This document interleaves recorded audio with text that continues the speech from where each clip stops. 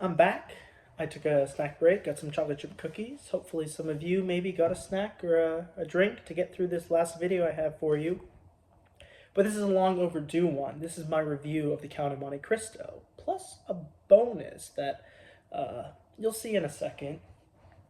And this review is long overdue. I told you I was going to be reading the Count of Monte Cristo for March of the Mammoths, the booktube event where you read a book that's 800 pages or longer, or at least start. And then that's exactly what I did. I read it through March. I did a little piece of it every day, and I'm glad that's sort of how I broke it up.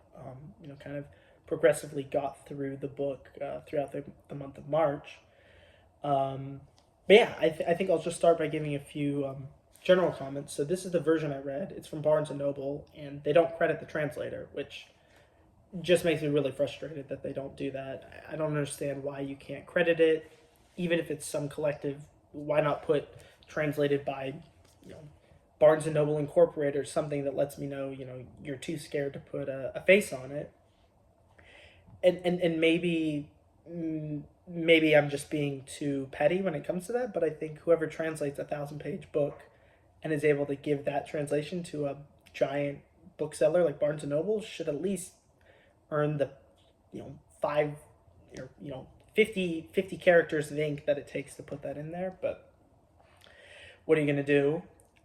And as for that, I'll say this review, I know I'm overdue, but recently Kevin Toll Reads, who makes fantastic videos, a lot of book reviews, recaps, tags, all sorts of things that are really good. He did his book review of the Count of Monte Cristo, which I really enjoyed. I think getting his perspective was fantastic. Not only does he give a good recap review sort of teaser for those who haven't read it, then gets into his thoughts, and he pulls some excerpts and gives his overall sort of review and thoughts relating to it. Also, the movie, never even seen the movie, so that was kind of a fun one to hear him mention the differences and how drastic they are between the book. But Kevin read, I think it was the bus translation, and so that's where I can't imagine this is the bus translation because there were typos in it, and if it was, that was used in the Penguin Classic Edition, I'd imagine they would put that in here, or Penguin's name would be on that. I don't know how translator, like contracts are set up where maybe you can sell your translation to different publishers or how that works. But yeah, I'll link Kevin's video below because I think that was really, really interesting on how he talked about Count of Monte Cristo and certainly gave his glowing review. But I think for me, I'm a bit more bullish on it than a lot of other people might be. Overall, I think it was a good book. I liked it, but I didn't love it. And I think I'll try and explain why here. For instance, the first maybe quarter of the book I thought was brilliant. I thought it was so interesting how Edmund, trying to marry Mercedes, and he's this young, happy-go-lucky kind of seafaring guy, gets set up by Fernand and Danglars. And I think Kevin mentions Catarals. I feel bad for Catarals. At least you do, certainly at the beginning. They essentially set him up, to be a drunk lump on a log while they're plotting to get him. And also Villefort, is sort of saving his own skin because he knows his father is involved in this. I know some of these are going to be spoilers to people, but you can't really watch a review of Count of Monte Cristo and expect it to be spoiler free. Well, maybe some places you can. Sorry, this isn't it. But yeah, I thought that was fantastic. And then going to Chateau d'If was just so good. I thought that was without a doubt the best part of the book. Edmund struggling, to keep his will to live alive. The Abbe Faria taking him in like a father, and opening his eyes to what's happened to him, but also providing him with a way forward. Certainly with the Isle of Monte Cristo, but through his learning and his education and his sort of transformed belief of what he's doing. Not to mention just the fantastic moment of Edmund's escape.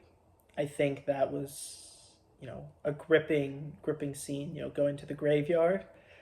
I think what's really interesting is Kevin mentioned that the Count of Monte Cristo, when Dumas first released it, was serialized, meaning he wrote it kind of in sections. And I don't know. I guess I could probably find out online which sections those were. But just imagine you're reading it. The chapter ends where Dantes plunges into the cold water off the chateau, and then you have to wait who knows how long to get the next serialized like section from Dumas. I think you think about endings of TV shows, cliffhangers. For me, one that always stands out, like when I think of cliffhangers, is the show Atlanta. Their season 1 into season 2, so the season 1 finale, I think has just like a great sort of cliffhanger on it. It gets kind of resolved, but it's like just a great ending scene. Some of you may have seen it. They're essentially trying to get through TSA, and there's a gun in someone's bag. Wild type scene. But it's just a really sort of cliffhanger. And this is exactly like that, plunging into the water, what's going to happen? Especially if it's serialized, you don't know what's going to happen next. Here, obviously, I can see that I have 700 pages to go or whatever, but if you weren't getting it, you might think, Dumas done? Like, what's coming next? So I think that, to me, was the ultimate climax of the book, getting that escape. And then everything beyond that was almost this slow roll down a hill. In that, yes, it's about Dantes trying to get his revenge. Yes, it's about him trying to sort of fit his way into this setting. But at the end of the day, I mean, I know the payoff is certainly not the revenge that, it's not this final duel that anyone might be expecting. And I think that's fine. Like, I think having to change a character isn't a bad thing for him. I almost feel that potentially, I guess it got drawn on for such a long time. I think a lot of the scenes where we're seeing Dantes sort of, whether it's in Italy or through France, and as Sinbad the Sailor, and okay, I'm taking care of Morel. Well, I think some of these are really, good scenes. At the end of the day, just comparing that to what we got when we were in the Chateau d'If and trying to get out of it, it just seemed to, I guess, not be as enthralling for me. But I guess that's also part of what Dumas is trying to do, in that the way you have to set it up, you can't be as, I don't want to say reckless, because he certainly wasn't reckless in sense of his escape, but he sort of had to feel his way out. And I do think there's a lot of good scenes where he's saving the Morels. Kevin Toll mentioned that in his video. That is such a powerful scene. Mr. Morel is trying to think of, ending his life because he's essentially lost everything. And then here comes Dantes, under the cover of an abbey, a father, this kind of saving grace. It's a good scene. And I think that's something that's powerful. But overall, yeah, I think a lot of the book sort of just became more of a slow burn. And not meaning that a slow burn's a bad thing, but when I was used to this flaming fire at the beginning, that's what I mean, where it almost sort of draws out for me. But now you may have seen what I'm probably going to title this video. Will probably be, Count of Monte Cristo review, and the one that I think's better, something like that. So I mentioned I liked Count of Monte Cristo, but one that I read that I think is better, this is The Red and the Black. This is by Stendhal. Now, Stendhal's a pen name for Marie-Henri Baillet, which is a guy who wrote this, I think, in the early 1800s, maybe late 1700s. And it's about, the guy's name is Sorel, I believe, a son of a, I don't want to say carpenter, like a logger. And sort of his role, at first he wants to be, he's a Bonapartist. He loves Napoleon. At this time Napoleon's not around, but he sort of has that reverence for the former, I guess, emperor, I guess is the proper term. And thinks that the best way to sort of get to power is to become a father and get a father priest and get a bunch of money that way. The church gets tons and tons of money from, I guess it's the government. So that's the black in the book. But then at the same time, he sort of falls in love with well, two different women. One being the wife of sort of the mayor of the town he's in at the beginning. Kind of grew up in this small little country town, and kind of starts having an affair in a sense with this woman, this married woman with children, and he's tutoring them, right? So he's this sort of Latin prodigy, this religious guru, if you will, and I think it's a really interesting way to bring us into the French countryside and how sort of this lower class, this comes up a lot, the um, position in society, how that can have impact and how people view you purely because based on where you were born. I mean, this guy can recite the Bible in Latin, you know, for as long as he wants. You name the spot, you name a chapter and a verse, and he can just start and keep going. And yet, people still kind of look on him because, oh, well, he's the son of this working guy.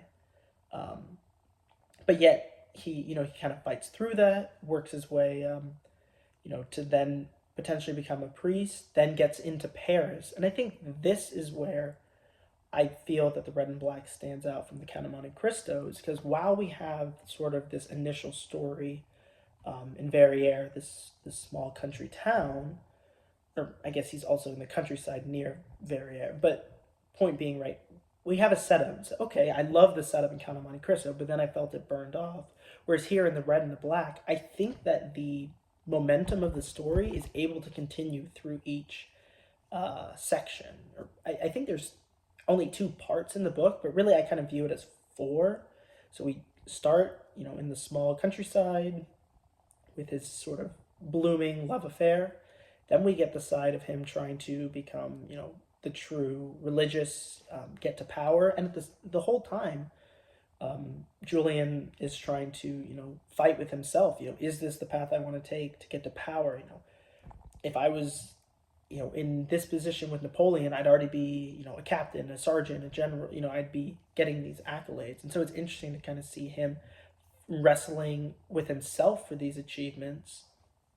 And then he goes to Paris, and it's almost a complete reverse of what you are used to. And I think that's a really interesting perspective on his journey, and then meeting new love, but not really knowing how to handle that. And just overall, I think this story, The Red and the Black, for me, had more in a sense of I don't want to say an ending that actually landed, because I think there's more of a like there is a wrap up in the Count of Monte Cristo, right? Like we see Dantes give the sort of forgiveness to Danglars, but at the end of the day, I still felt like he being Dantes was too. He almost regretted some of the revenge, right? Like when Villefort essentially loses his mind, Dantes, um, almost has like some guilt associated with it, thinking maybe he pushed him too far and like allowing some of these things to happen within his house. But then it's like, okay, well, I get that your perspective changed and you're only willing to go a little bit with Danglars. Okay, he has to give you some of the money back, but I don't know, it just didn't work. Whereas I think here in the Red and the Black, we get more of a conclusive ending, and maybe that's just one where on a reread I would appreciate more of the character development of Dantes compared to Sorel in here. I feel like Sorel in here really does not progress in any way. He's the same type of person at the end of the book as he was at the beginning. Sure, he understands more about, the urban culture of Paris, but he's still that same impulsive, reckless, follow on a whim my emotion type person, whereas Dantes definitely had that development. So maybe at the end of the day, you know, it's one where you're not really comparing stories, but it's comparing development. And maybe I just wanted that sort of action ending, whereas Dumas is not trying to give you that in the Count of Monte Cristo. He's trying to give you that changing of a person as everyone's going to go through their life. Certainly, Dantes goes through a more tumultuous path, and is able to impact it heavily through all his escapades. But that's really sort of maybe my thoughts. But that's all I have for today. I know it's been a lot of videos. Hopefully, you're able to get through them a bunch. But yeah, like I said, enjoyed both of these books. It's not that I'm trying to say Count of Monte Cristo was a bad read in any sense of the word. I just know that some people adore it. Like I think Kevin gave it like a 4.9 out of 5 or something. Whereas for me, I'd say like 3.5 or 4 if I had to rate it. But it's still one of those where I think it was good, and I definitely don't regret reading it. But I'm not in any rush to reread it, if that makes sense. Um, but yeah, that's it. Hopefully you all have a great night. I just heard some thunder here. It's looking like it's going to be a rainy week in northern Georgia. So hopefully, wherever you are, you're having some nice weather here as we get into summer. But yeah, thank you all. Have a great night.